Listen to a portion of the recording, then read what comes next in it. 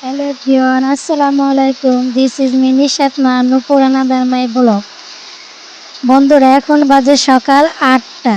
আমরা আসছিলাম ছাদের উপরে মুরগিরে খাবার দেবো করে, কিন্তু বাইরে যে এত প্রচণ্ড পরিমাণে বৃষ্টি নামতেছিল এটা আমরা বাসার ভিতরে বসে টের পাই নাই। দেখেন কি বৃষ্টি পড়তেছে, আর বৃষ্টিগুলো দেখতে যে এতটা ভালো লাগতেছিল, দারুণ একটা শব্দ আসছিল বৃষ্টির।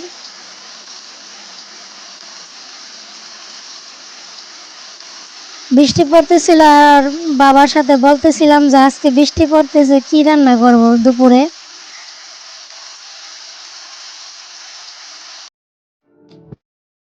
এই যে আমরা আজকে রান্না করে ফেলাম দেশি মুরগি, এটা আমরা নিজেরাই পালন করছি, আর রান্না করলাম বোনা খিচুড়ি, বৃষ্টির দিনে বাঙালিদের ঐতিহ্যবাহী খাবার। বোনা খিচুড়ির কালারটা কিন্তু খুব দারুণ হয়েছে, দেখেন, দেখলেই বোঝা যায় কতটা সুন্দর হয়েছে। আর আমার রান্নাটা একবার পারফেক্ট হয়েছে, সুন্দর ঝরঝরে একেবারে। রান্না বান্না শেষ, এবার খাবার পালা। কি খাও তোমরা?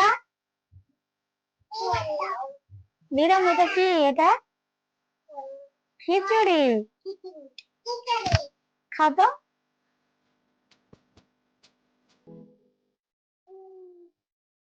মজা হয়েছে? খাও খাও, তাড়াতাড়ি খাও। খিচুড়ি কি দিয়ে খাও?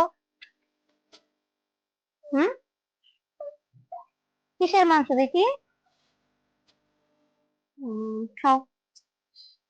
এটা হচ্ছে আমরা দেশি মুরগি পালন করছি, ওই মুরগিটাই রান্না করছে, ওই মুরগির মাংস। ওরা দুইজনে আবদার করছে দুইটা রান খাবে, দুইটা রান ওদেরকে দিছি। বাচ্চাদের আবদার করলে ওইটা বাবা মা কখনো খেতে পারে না, কখনো পূরণ না করে থাকতে পারে না।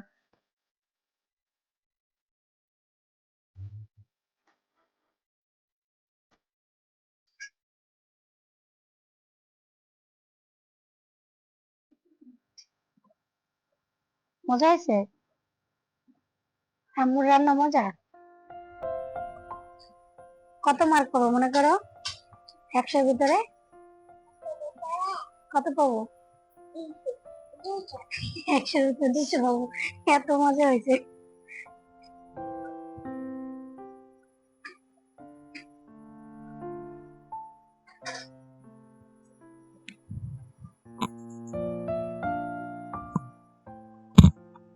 তুমি খাবো না?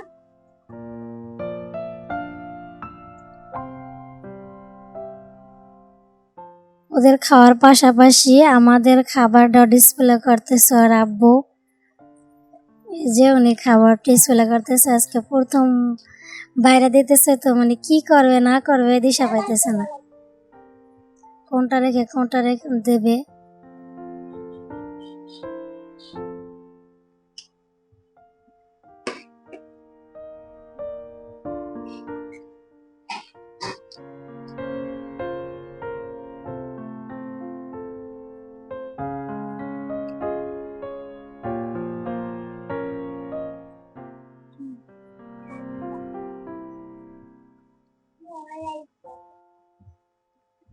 এই যে আমাদের প্লেটে চলে এসছে। এই দুটা কার প্লেট মাহিয়া? এটা আব্বু, এটা আম্মু। তোমার আম্মুরা মুরগির মাংস খাবে না?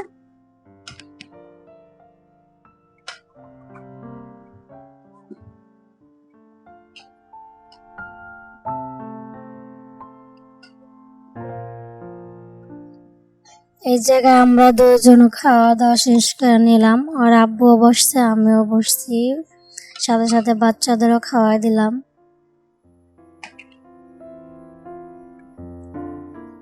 আমাদের খাওয়া দাওয়া শেষ,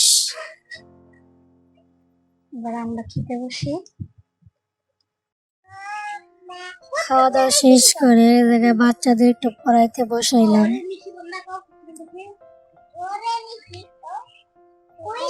ললিপপ খাবো, এদিক টাকা খাও, এদিক খাই।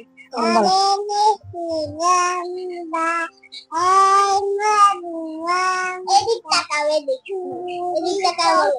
সবাই মাশাআল্লাহ বলবেন গজলটা শুনে। ও আমার বড় মেয়ের সাথে মাদ্রাসায় যায় যায় শুনে শুনে এগুলা মুখস্থ করছে।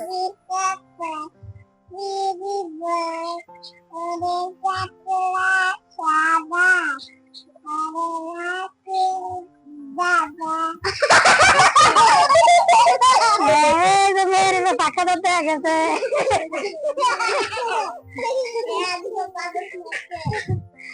মেয়ের 10 টাকা দেখা গেছে। রশিদের টান দিয়ে উঠেছে। এখন আসরের পরে নামাজ পড়ে আমরা একটু বাইরে ঘুরতে আসলাম। আমাদের পাশে বসুন্ধরা রিভার ভিউ, ওই জায়গায় ঘুরতে আসলাম।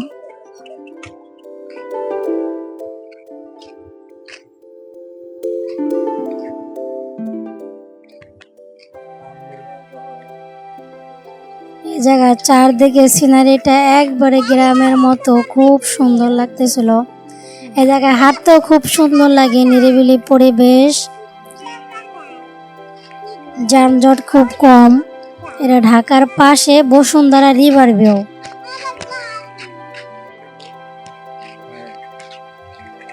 বনানী বসুন্ধরা একটা, আর এই বসুন্ধরা হচ্ছে অন্য আর একটা বসুন্ধরা রিভার ভিউ। এটা কেরানীগঞ্জের পাশে।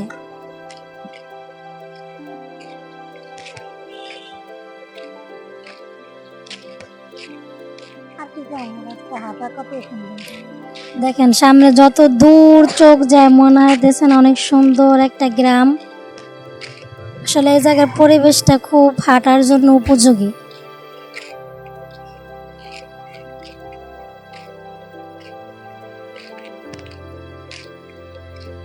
এই জায়গায় গাড়ির যানজটটা কম, রাস্তা দিয়ে খুব রিল্যাক্সে হাঁটা যায়।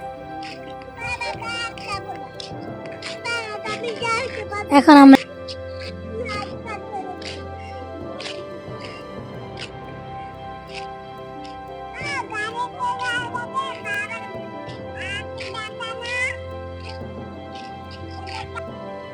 একটা শাখা রোডে ঢুকলাম। ওদিকে না কাশফুল দেখা যায় দূর থেকে, তাই ভাবলাম যে দাঁড় থেকে একটু দেখি। এই যে রোডটা দেখেন কি একেবারে গ্রাম। এমন পরিস্থিতি মনে হইতেছে যে গ্রামও এরকম নিম্নমানের রোড নেই, তাও মাশাআল্লাহ ভাল লাগে। এই যে ঢাকার পাশে যে এরকম সুন্দর একটা গ্রাম্য পরিবেশ, যদি কেউ চায় তাহলে একটু দূর থেকেও হাঁটতে আসতে পারবো। ওই জায়গায় আইসা হাঁটতে খুবই ভাল লাগে।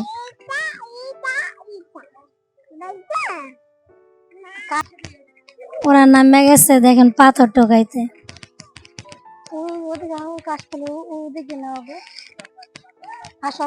পাথর দিয়ে আগুন জ্বালায়, পাথর দিয়ে যে আগুন জ্বালা ওইটা আমিও জানি না, জরা কিভাবে জানলো।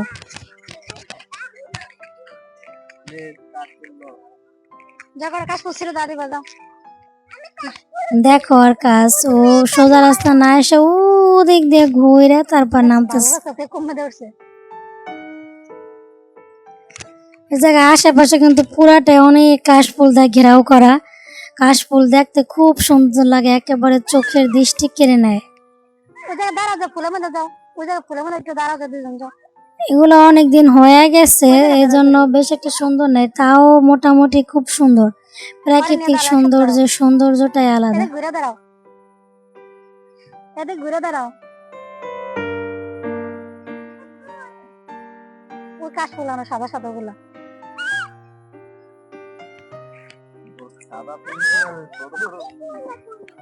এই যে এগুলো এগুলো এগুলো এগুলো ধরে দেবে, দাঁড়াও ছবি না, এই জায়গায় দাঁড়াও। আমরা এখন ওদের একটা ফটো তুলে নেব।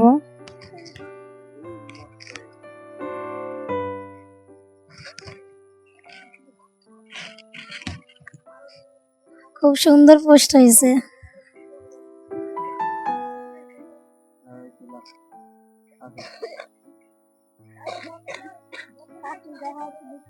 আমরা এগুলা ভিতরে ঢুকি নাই, এগুলার ভিতরে ভয়াবহ লাগতেছে, আবার অনেক পোকামাকড় কিনা সাপ কিছু একটা থাকতে পারে, যেন ভিতরে ঢুকি নাই। আমাদের ঘোরাফেরা শেষ, আমরা এখন আবার যে রাস্তা দিয়ে আসছিলাম ওই রাস্তায় চলে যাইতেছি।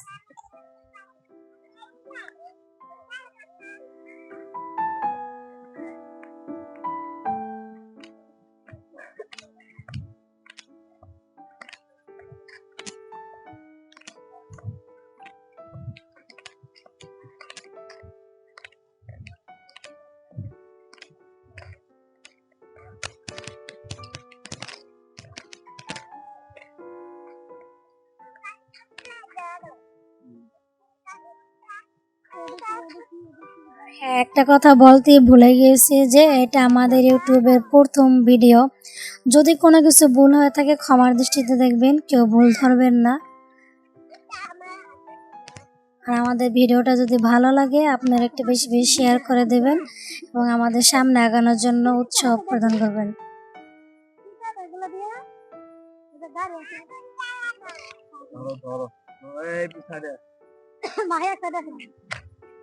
এই জায়গায় আমরা বসছি, ওরা একটু ফুচকা খাবে। রাস্তার পাড়ে একটা ছোট্ট ওই যে টঙের দোকান কি বলে ওরকম ফুচকার।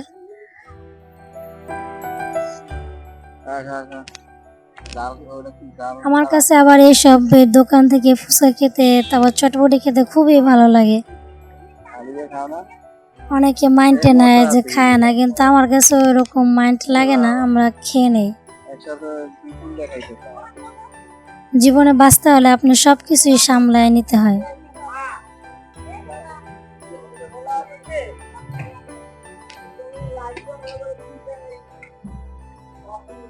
সব পরিবেশের সাথে যদি আপনি খাপ খাওয়ায় নিতে পারেন, দেখবেন যে জীবনটা অনেক সুন্দর হয়ে যায়।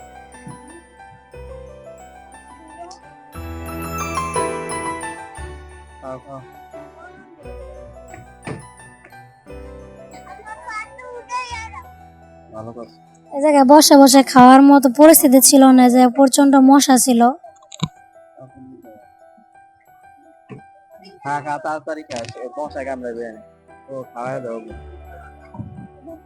অনেক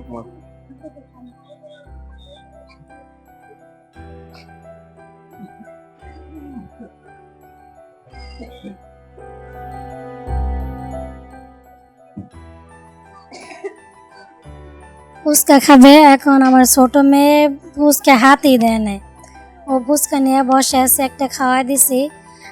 ওরা কোনো খাবার খেতে এক্সপার্ট না, আপনার দেখলেই শুধুই করে যে খাবে খাবে, কিন্তু খাবার দিলে খায় না। ওদের খাবার খাওয়াইতে খুবই কষ্ট হয়, যে কোনো ধরনের খাবার হোক।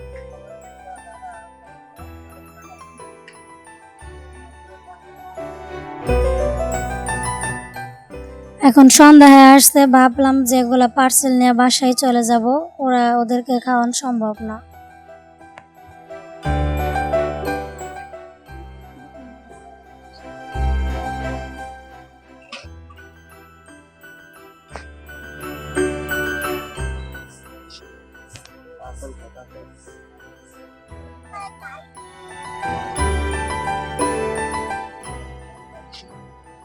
জানায় দাও, খাইতে পারবো ওরা।